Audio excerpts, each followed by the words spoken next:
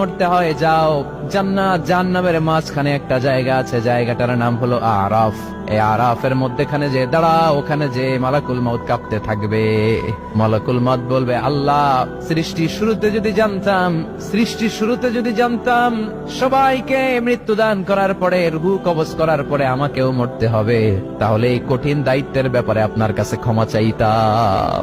আজকে আমারও যে ভাগ্য বরণ করে নিতে হবে সৃষ্টির শুরুতে, আমি এটা কল্পনাই করতে পারি নাই। আল্লাহ বলবেন, নো টক, মুত ইয়া মালাকুল মউত, মরে যা, মরে যাও। বলার সাথে সাথে মালাকুল মউত এক বিকট চিৎকার হাঁকিয়ে মরে যাবে। মালাকুল মউতের চিৎকারটা সেদিন এত ভয়ঙ্কর হবে, বিষ্ণু ইসলাম বলেন, ওই চিৎকারের আওয়াজ যদি পৃথিবীর মানুষেরা কান দিয়ে শুনতে পেত, তাহলে কিয়ামত সংগঠিত হওয়ার জন্য আলাদা করে ইসরাফিলের সিংহার প্রয়োজন হতো না। ওই চিৎকারের আওয়াজে প্রতিটা মানুষ কানের পর্দা ফেটে ওই জায়গায় লাশ হয়ে পড়ে যেত। এবার ডানে বায়ে সামনে পেছনে উপরে নিচে কেউ নাই, একজন ছাড়া। জোরে বলতে হবে, তিনি কে?